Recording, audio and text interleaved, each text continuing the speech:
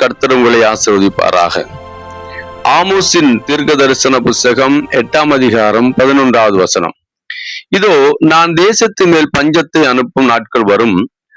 ஆகார குறைவினால் உண்டாகிற பஞ்சம் அல்ல, ஜலக்குறைவினால் உண்டாகிய தாகமும் அல்ல, கர்த்தருடைய வசனம் கேட்க கிடையாத பஞ்சத்தை அனுப்புவேன் என்று கர்த்தராகி ஆண்டவர் சொல்லுகிறார். இந்த உலகத்தின் முடிவுல ஒரு பஞ்சம் வரும் என்று சொல்லி இந்த வசனம் நமக்கு மிகவும் தெளிவாக கற்றுத்தருகிறது. அது ஆகார குறைவினால் அல்லது தண்ணீர் குறைவினால் வருகிறதான பஞ்சம் அல்ல. ஆகார குறைவும் தண்ணீர் குறைவும் ஒரு பஞ்சம்தான். இது முழு உலகத்தையும் பாதிக்கும். ஆனால் இந்த இடத்துல சொல்லப்பட்டிருக்கிறதான பஞ்சமானது தேவ மனிதர்களை, ஆண்டவருடைய பிள்ளைகளை பாதிக்கும்.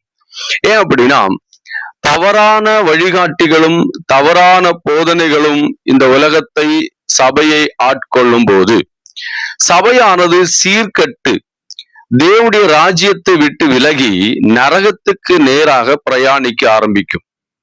இந்த வேலையை செய்கிறவன் பிசாசானவன். ஆண்டவர் பிசாசின் பிடியில் இருந்து ஜனங்களை விடுதலையாக்கி சரியான பாதைகளில் நடத்தி பரலோகத்திலே கொண்டு சேர்க்கும்படியாக தான் போதகர்களை பூமியிலே ஏற்படுத்தினார். ஆனால் இந்த பிசாசு என்ன பண்ணுகிறான் அப்படின்னா, அதே போதகர்களை எடுத்து பயன்படுத்தி தவறாக ஒரு போதனையை சொல்ல வைத்து அவர்களுக்கு பின்பாக சென்றதான ஜனங்களை வஞ்சித்து அவன் என்ன பண்ணுவான்னா நரகத்துக்கு நேராக வழி நடத்துவான். இதை நல்லா நாம புரிந்து கொள்ள வேண்டும். இந்த கடைசி காலத்திலே பஞ்சம் பூமியை தாக்கும். போதகர்கள் வசனத்தை போதிக்காமல் தேவையற்ற காரியங்களை போதிக்கிறவர்களாக மாறிவிடுவார்கள். சத்தியத்துக்கு விலகி ஓடி விடுவார்கள். அல்லது சத்திய வசனத்தை பேசாமல் கட்டுக்கதைகளையும் பாரம்பரியங்களையும் மனிதனுக்கு இந்த உலகத்தின் தேவையான இச்சைகளையும் போதித்து ஜனங்களை வஞ்சித்து தங்களுக்கு ஆதாயப்படுத்தி கொண்டு தாங்கள் பெரிய ஆட்களாய் மாறும்படியாக விசுவாசிகளை பயன்படுத்துவார்கள். இதுதான் கடைசி நாட்களிலே நடக்கக்கூடியதான ஒரு காரியம். இது நிமித்தமாக பூமியிலே பஞ்சம் வரும் என்று சொல்லி வேதம் சொல்லுகிறது. வேத வசனத்தின் அடிப்படையில 1 தீமோத்தேயு புஸ்தகம் 6ஆம் அதிகாரம் 3வது வசனத்தை நீங்கள் வாசித்து பார்க்கும்போது, ஒருவன் நம்முடைய கர்த்தராகிய இயேசு கிறிஸ்துவின் ஆரோக்கியமான வசனங்களையும் தேவ பக்திக்கேற்ற உபதேசங்களையும் ஒப்புக்கொள்ளாமல் வேற்றுமையான உபதேசங்களை போதிக்கிறவன் ஆனால் அப்படின்னு சொல்லப்பட்டிருக்கிறது. அப்போ உபதேசம் ஒன்று இருக்கிறது, வேற்றுமையான உபதேசம் இருக்கிறது. எது வேற்றுமையான உபதேசம்? ஆரோக்கியமான வசனங்களை போதிக்காதது அல்லது தேவ பக்திக்கேற்ற வார்த்தைகளை போதிக்காதது. இது வேற்றுமையான உபதேசம் என்று சொல்லுகிறது. அப்ப 2 முக்கியமான காரியங்களை அப்போஸ்தலனாகிய பவுல் இந்த இடத்துல தீமோத்தேயுவுக்கு எழுதுகிறார். ஆரோக்கியமான வசனம், ஆரோக்கியமான வசனத்தை போதிக்க வேண்டும். 2வதாக தேவ பக்திக்கேற்ற உபதேசங்களை அவர்களுக்கு போதிக்க வேண்டும். இல்லைன்னா அதை அவன் ஒப்புக்கொண்டு கை கொண்டு அவன் அதை போதிக்க வேண்டும். அப்ப இந்த 2 முக்கியமான விஷயங்கள் தான் ஜனங்களை சரியான பாதையிலே நடத்தும். இல்ல அப்படின்னா அவர்கள் திசை கெட்டு போய் விடுவார்கள். ஒரு போதகர் நினைத்தால் ஒரு விசுவாசியை நரகத்திலே கொண்டு சேர்க்க முடியும். அதே போதகர் நினைத்தால் பரலோகத்திலும் கொண்டு சேர்க்க முடியும். இன்னைக்கு எந்த போதகர்கள் எங்கே கொண்டு சேர்க்க போகிறார்கள் அப்படிங்கறதெல்லாம் யாருக்குமே தெரியாது. இன்னைக்கு பிரசங்கம் பண்ணி கொண்டிருக்கிற என்னையும் சேர்த்துதான் நான் சொல்லுகிறேன். நல்லா கவனிங்க. உங்களை வழி நடத்துகிறவர்கள் சத்தியத்தை போதிக்கிறார்களா? நீங்க கேட்கிற வார்த்தைகள் சத்தியமா? அங்கெங்கு ஓடி திரிந்து கர்த்தருடைய வார்த்தைகளை கேட்க நீங்க அலைந்து திரியும் போது அந்த வார்த்தை எல்லாம் தேவனுடைய வார்த்தை தானா என்பதை சரியாக ஆராய்ந்து நிதானித்து பகுத்தறிந்து இது தேவனுடைய வார்த்தை, இது வேதாகமத்தில் எழுதப்பட்டிருக்கிறது என்பதை நீங்கள் பரிசுத்த ஆவியின் மூலமாக உணர வேண்டும்.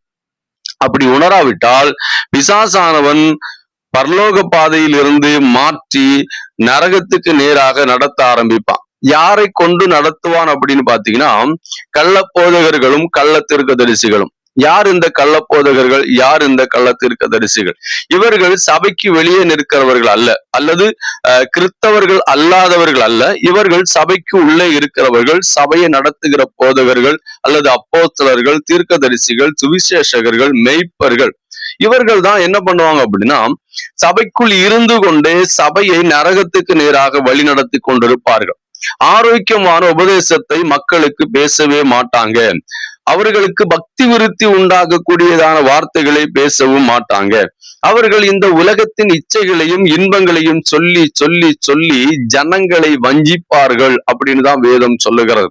நான் சொல்லுகிறது ஒருவேளை உங்களுக்கு கசப்பாக தோணலாம். இதுதான் உண்மையான சத்தியம்.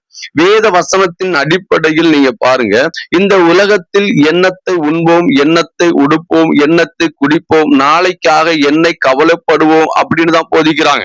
அதாவது எப்படி போதிக்கிறாங்கன்னா, நீங்க கவலைப்படாதீங்க, அது கிடைக்கும், இது கிடைக்கும், இப்படி கிடைக்கும், அப்படி கிடைக்கும், இதையே சொல்லுகிறதுனால மக்கள் அவர்களை ஃபாலோ பண்றாங்க. மனம் திரும்புங்க, பாவத்தை விடுங்க, பரிசுத்தமா வாழுங்க, தேவனுடைய வருகைக்காக ஆயத்தப்படுங்க, இதை செய்யாதீர்கள், அங்கே போகாதீர்கள், இது தவறு, பிசினஸ்ல இப்படி இருங்க, உங்களுடைய குடும்ப வாழ்க்கையில இப்படி இருங்க, வாலிப தம்பி தங்கச்சி நீங்க இப்படி வாழுங்க, இது தவறு, வேத வசனத்தின் அடிப்படையில் இந்த காரியங்கள் செய்யக்கூடாதுன்னு சொல்லி அடித்து கண்டனம் பண்ணி பேசுகிற போதகர்கள் குறைந்து கொண்டிருக்கிற காலம். ஏன் அவர்கள் அதை பேச மாட்டாங்கிறாங்க அப்படின்னா, ரெண்டு காரியங்கள் இருக்கிறது. ஒன்று, அவர்கள் தங்களுக்கு உங்களை ஆதாயப்படுத்தி கொண்டார்கள். இரண்டாவதாக, அவர்கள் செய்கிறதான காரியம் ரகசியமாக அவர்கள் அறியாமலே பிசாசுக்கு ஊழியம் செய்து கொண்டிருக்கிறார்கள். நான் சொன்னோம்ல, ஒரு போதகர் நினைத்தால் ஒரு விசுவாசியை நரகத்திலும் கொண்டு தள்ள முடியும். அப்போ நரகத்துக்கும் பரலோகத்துக்கும் வழிகாட்டியாக, இடைநிலைக்காரனாக இந்த இடத்தில் இருந்து வேலை செய்யும்படியாக தான் ஒரு ஊழியரை தேவன் ஏற்படுத்தி இருக்கிறார். அப்ப அந்த ஊழியர் தவறாக போதிக்கும் போது, தவறாக சத்தியத்தை ஜனங்களுக்கு கற்றுக் கொடுக்கும் போது பஞ்சம் வரும் என்று வேதம் சொல்லுகிறது. இன்னைக்கு அப்படிப்பட்ட பஞ்சம் தான் இந்த உலகத்துல இருக்கிறது. ஏன் இந்த பஞ்சம் வர காரணம் அப்படின்னா, நான் நிறைய வாட்டி நினைச்சிருக்கிறேன், ஏன் இந்த ஊழியர்கள் எல்லாம் இப்படி மாறுகிறார்கள், இல்லைன்னா ஏன் தவறாக போதிக்கிறார்கள், வேத வசனத்தில் எழுதப்படாததெல்லாம் போதிக்கிறாங்களே அப்படின்னு யோசித்த போது ஒரு வசனம் எனக்கு அங்கே தெளிவுபடுத்தினது. 2 தீமோத்தேயு புத்தகம் 4ஆம் அதிகாரத்தை நீங்கள் வாசித்து பார்க்கும்போது 3வது வசனம் சொல்லுகிறது, ஏனென்றால் அவர்கள் ஆரோக்கியமான உபதேசத்தை பொறுக்க மனதில்லாமல் செவித்தனம் உள்ளவர்களாகி தங்கள் சுய இச்சைகளுக்கு ஏற்ற போதகர்களை தங்களுக்கு திரளாக சேர்த்து கொண்டார்கள் அப்படின்னு சொல்லப்பட்டிருக்கிறது. இந்த வார்த்தையிலிருந்து ஒரு காரியத்தை புரிந்து கொள்ள வேண்டும். அதாவது மக்கள் தங்கள் இச்சைகளை எதிர்பார்த்து சபைக்கு வராங்க. தங்களுடைய இச்சைகளை பூர்த்திகரிப்பதற்கும் தங்களுடைய இச்சைகளை எப்படியாவது அடைவதற்கும் தான் சபைக்கு வராங்க. இந்த விஷயம் எல்லாருக்குமே தெரியும். ஒரு மனிதன் முதலாக உள்ளே வரும்போது என்ன கிடைக்கும் என்கிற எண்ணத்தோடு கூட தான் வருவான். அப்ப உள்ள உட்கார்ந்த பிற்பாடு ஒரு போதகர் பண்ண வேண்டிய வேலை என்ன அப்படின்னா, உங்களுக்கு என்ன கிடைக்கும் அப்படின்னா, உங்களுக்கு பரலோகம் கிடைக்கும் அப்படிங்கிறதான அந்த பரலோகத்தை குறித்ததான நம்பிக்கை அவர்களுக்கு சொல்ல வேண்டும். சீசர்கள் இயேசு கிறிஸ்துவிடத்திலே கேட்டாங்க, எல்லாவற்றையும் விட்டுட்டு நாங்க வந்தோமே, எங்களுக்கு என்ன கிடைக்கும்? ஆண்டவர் என்ன சொன்னார் தெரியுமா? உங்களுக்கு இந்த உலகத்துல ஒண்ணுமே கிடைக்காது. நீங்கள் நியாயம் தீர்க்கும் போது, அதாவது இந்த உலகத்தை நாம் நியாயம் தீர்க்கும் போது நீங்களும் அந்த சிங்காசனத்தின் மேல் 12 பேர் உட்கார்ந்து இருப்பீங்க, உங்களுக்கு இதுதான் கிடைக்கும் அப்படின்னு சொல்றார். அப்போ இயேசுவை ஒருவன் பின்பற்றினால் என்ன கிடைக்கும் என்று சொல்லி ஒரு போதகர் கற்றுக் கொடுக்கணும் அப்படின்னா, அவர்களுக்கு பரலோகம் கிடைக்கும், நித்திய வாழ்க்கை கிடைக்கும், நரகத்திலிருந்து விடுதலை கிடைக்கும், இந்த உலகம் நிரந்தரம் அல்ல, பரலோகம் நிரந்தரமானது அப்படின்னு சொல்லி கொடுக்கிறது தான் யதார்த்தமான ஆரோக்கியமான உண்மையான உபதேசம். இந்த உபதேசம் தான் இன்னைக்கு பஞ்சம். இன்னைக்கு இருக்கக்கூடிய பஞ்சம் என்பது இப்படிப்பட்ட உபதேசம் குறைந்து கொண்டிருக்கிறது. என்னைக்கு பார்த்தாலும் இன்னைக்கு வாக்கு தத்துவம், இன்னைக்கு அது கிடைக்கும், இன்னைக்கு இது கிடைக்கும். கர்த்தருடைய வார்த்தை சொல்லுகிறது, எரேமியா தீர்க்கதரிசி சொல்லுகிறான், நான் அனுப்பாது இருந்தும் என் நாமத்தை கொண்டு பொய்யான தீர்க்க தரிசனத்தை சொல்லுகிறார்கள். பாவியான ஒரு மனுஷனை பார்த்து நீ ஆசீர்வாதமா இருப்பேன்னு சொல்றாங்க. இதெல்லாம் நான் அனுப்பாத தீர்க்க தரிசிகள். சொப்பனம் கண்டேன் என்று சொல்லி ஒரு கூட்டம் எழும்பி அவங்க சொல்றாங்க. சமீபத்துல ஒரு வீடியோ பார்த்தேன், ஒருத்தர் சொல்றாரு, காலையில எழும்புற உடனே ஒரு பஞ்சம் வருகிறதாக எனக்கு சொப்பனம் கண்டேன், ஒரு லாக்டவுன் வந்துரும் அப்படின்னு சொல்லி. இதெல்லாம் பாத்தீங்கன்னா சொப்பனம் என்பது உண்மைதான், இல்லைன்னு நான் சொல்லல. நிறைய சொப்பனங்கள் உண்மையாக இருக்கலாம், நிறைய சொப்பனங்கள் தவறாக கூட போகலாம். அப்ப சொப்பனம் என்பது ஒரு சைடு, அது பக்கம் நிக்கட்டும். பாருங்க, இன்னைக்கு தவறாக கணித்து கொண்டு தவறாக புரிந்து கொண்டு ஜனங்களை தப்பான வழியில் நடத்துகிறார்கள். ஒரு தீர்க்க தரிசனம் வந்தாலும் ஒரு தீர்க்க தரிசி அதை உறுதிப்படுத்தணும். நல்லா கவனமா பாருங்க, வேத வசனத்தின் அடிப்படையில தேவ மனிதர்கள் உறுதிப்படுத்தி கொண்டார்கள். நீங்க ஒண்ணுமே இல்லை, கிதியோனை பத்தி பாருங்க. கர்த்தருடைய வார்த்தை வருகிறது, கர்த்தருடைய வார்த்தை வந்த உடனே அதை அப்படியே ரிசீவ் பண்ணி எடுத்து அடுத்த ஸ்டெப்புக்கு போக உறுதிப்படுத்தி கொண்டார்.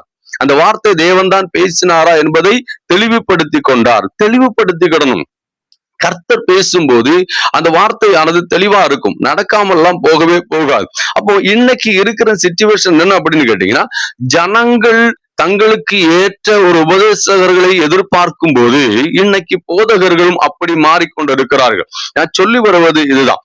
அதாவது விசுவாசிகள் என்ன எதிர்பார்க்கிறாங்கன்னா, தங்களுக்கு ஏற்றபடி தங்களை திட்டாம அப்படியே அரவணைச்சு அப்படியே சோப் போட்டு என்ன தப்பு பண்ணாலும் கண்டும் காணாமல காணிக்கும் தசமாவும் மட்டும் போதுங்கிற மைண்ட்ல அப்படிப்பட்டதான ஒரு போதகர்கள் தான் அவங்களுக்கு தேவை. சில இடங்கள்ல எல்லாம் பாத்தீங்கன்னா, ஊழியத்துக்கு சில ஊழியர்களை அழைக்கும் போது இப்படி சொல்லுவாங்க, அவர் சத்தியத்தை பேசாதவரா இருக்கணும். அதாவது ஓப்பனா சொல்ல மாட்டாங்க, அவர் கடிந்து பேசாதவரா இருக்கணும், காமெடி பண்ணுகிறவரா இருக்கணும், மக்களை இன்ட்ரெஸ்டா நடத்துறவங்களா இருக்கணும், குதூகலப்படுத்தணும், அப்படி ஆவியில நிரம்ப வைக்கணும். இப்படிப்பட்ட போதகர்கள் தேவை. சத்தியம் பேசுகிற ஒரு போதகரும் இன்னைக்கு சபைக்கு தேவையில்லை. ஏன் தேவையில்லை? அந்த சபை வஞ்சிக்கப்பட்டிருக்கிறது. அந்த சபையை நடத்துகிற போதகர் வஞ்சிக்கப்பட்டிருக்கிறார். அதனாலதான் அந்த போதகர் அப்படி எதிர்பார்க்கிறார், அந்த சபை அப்படி எதிர்பார்க்குது. வேதம் சொல்லுகிறது, தங்களுக்கு ஏற்ற தங்களுடைய இச்சைகளை பிரசங்கம் பண்ணுகிற, அந்த விருப்பங்களை பிரசங்கம் பண்ணுகிற, அதாவது விடிவிப்பார், தருவார், ஆசீர்வதிப்பார், அது நடக்கும் இது நடக்கும் இப்படி சொல்லுகிறவங்க மாத்திரம் சபைக்கு கொண்டு வந்தா போதும். அல்லாம மனம் திரும்புங்க, நீங்க ஞானஸ்தானம் எடுங்க, ஒழுங்கா இருங்க, அதை செய்யாதீங்க இதை செய்யாதீங்க, இப்படிப்பட்ட போதகர்கள் இன்னைக்கு சபைக்கு தேவை இல்லை என்று சொல்லி பாருங்க, விசுவாசிகள் தீர்மானித்திருக்கிறார்கள். இப்ப விசுவாசிகள் தீர்மானித்ததுனால போதகர்கள் என்ன பண்றாங்க, தங்களுக்கு அந்த இடத்துல ஒரு நிலைநிற்பு உண்டாக வேண்டும், ஒரு வருமானம் கிடைக்கணும், தங்களுக்கு ஒரு மதிப்பு வேணும், தாங்கள் இந்த உலகத்துல வளர வேண்டும் என்பதற்காக மக்களுக்கு ஏற்றபடி பேச ஆரம்பிக்கிறார்கள். எனக்கு தெரிஞ்சு நிறைய போதகர்கள் இருக்கிறாங்க. ஆரம்ப கட்டத்துல சத்தியம் சத்தியம் சத்தியம்னு சொன்னவங்க இன்னைக்கு அதெல்லாம் ஒண்ணும் கிடையாதுங்க, நல்லா டான்ஸ் ஆடி நல்லா ஆராதிச்சு நல்லா சத்தம் போட்டா போதும் ஆசீர்வாதம் வரும் அப்படிங்கிற நிலைமைக்கு வந்துட்டாங்க. தீர்க்கதரிசிகளுக்கு பின்னாடி ஓடுகிற ஒரு கூட்டம், அதாவது குறி கேட்கிறவர்கள். தீர்க்கதரிசின்னு சொல்ல முடியாது, தீர்க்க தரிசனம் கேட்க நம்ம ஓடக்கூடாது. அவர் யாரு கூட பேசணுமோ அதை ஏற்ற நேரத்தில் அவர் பேசுவார். ஏன் தீர்க்கதரிசிகள் தேவைப்படுறாங்க? வேத வசனத்தை கேட்காதபடி, வேத வசனத்துக்கு கீழ்ப்படியாதபடி, வேத வசனம் பல நாட்களாக போதகரை கொண்டு சபையில பேசியும் அந்த வார்த்தைகளை கேட்டு மனம் திரும்பாதவங்களுக்கு தான் தீர்க்க தரிசனம் பல முறை சொல்லியும் தலையில ஏறாததுனாலதான் தீர்க்க தரிசிகள் அங்க தேவைப்படுகிறார்கள். அப்ப நல்லா கவனிங்க, போதகர்கள் தவறாக போதிக்க காரணம் என்னன்னா, ஜனங்களுடைய மைண்ட் ஃபுல்லா இந்த உலகத்துல என்ன கிடைக்கும், உலகத்துல எப்படி வாழலாம், உலகத்துல எப்படி சம்பாதிக்கலாம், உலகத்துல எப்படி பெரிய ஆளாகலாம், இந்த மைண்ட்லயே இருக்கிறாங்களா? அப்ப போதகரும் பாக்குறாங்க, இவங்களை நம்ம சத்தியம் சொன்னா போயிடுவாங்க, யதார்த்தமான சத்தியத்தை சொல்லும் போது சபைக்கு வரமாட்டாங்க, காணிக்கை பாதிக்கப்படும், தசம பாகம் காணிக்கப்படும். அதனால இவங்களை என்ன பண்ணணும், அப்படியே லைட்டா மேய்க்கணும், இவங்களுக்கு சத்தியத்தையே சொல்லக்கூடாது, விடுவிப்பார் தருவார் கவலைப்படாதீங்கன்னு சொல்லிட்டு போய்கிட்டே இருங்கன்னு வைங்களேன், ஒரு பிரச்சனையும் இருக்காது, சபையும் சந்தோஷமா இருக்கும். உண்மையிலேயே பாத்தீங்கன்னா அப்படிப்பட்ட ஜனங்களுக்கு ஆசீர்வாதம், அதாவது உலக பிரகாரமான ஆசீர்வாதம் கிடைக்கும், ஆனா பரலோகம் கிடைக்காது. நல்லா கவனிங்க. அப்போ பஞ்சம் இன்னைக்கு சபையில நான் ஏற்கனவே முந்தின வீடியோக்குள்ள அதை பத்தி சொல்லியிருந்தேன், உங்களுக்கு அது தெரியும்னு நினைக்கிறேன். நல்லா கவனிங்க, ஆண்டவராகிய இயேசு கிறிஸ்து இங்க நமக்கு சொல்லுகிற காரியம் என்ன தெரியுமா? ஆரோக்கியமான உபதேசம். ஆரோக்கியமான உபதேசம் என்ன? நான் ஒரு விஷயத்த மட்டும் சொல்லி முடிக்கிறேன். ஒரு குழந்தைய அடிச்சு வளர்த்துறதும் அடிக்காம வளர்த்துறதும் ரெண்டு விதம் இருக்கிறது. நீங்க அடிச்சு வளர்த்துன பிள்ளை பாருங்க நல்லா வளரும், அடிக்காமல் வளர்த்துக்கிற பிள்ளை சீர்கட்டு போகும். அதனால சத்தியம் பேசாத சபை கர்த்தருடைய பார்வையில சீர்கட்டு போகும், உலக பார்வையில வேணா செழிப்பா இருக்கும். அது போலதான் இந்த உலகத்துல அடிக்காமல் வளர்த்துகிறதான சபை இருக்கு பாத்தீங்களா, அந்த சபையானது பாருங்க நரகத்திலே போய் சேரும். நல்லா கவனிங்க, கர்த்தர் ஒரு சபையை அடிச்சு வளர்த்துறாருன்னா அந்த சபை தேவனுடைய ராஜ்யத்தை அடையும். ஒரு சபையை கர்த்தர் அடிக்கிறதுக்கு சபை போதகரும் சபை மக்களும் அனுமதிக்காமல் இருக்கிறாங்க அப்படின்னா அந்த சபை நரகத்தை சென்றடையும் என்பதை சொல்லி இந்த வார்த்தையை நான் முடிக்கிறேன். இந்த உலகத்துல ஒரு பஞ்சம் விட்டது, கர்த்தருடைய வார்த்தையை கேட்கக்கூடாத பஞ்சம். அந்த பஞ்சத்திலிருந்து தப்பித்துக் கொள்ள கர்த்தர் உங்களுக்கு உதவி செய்வாராக. God bless you.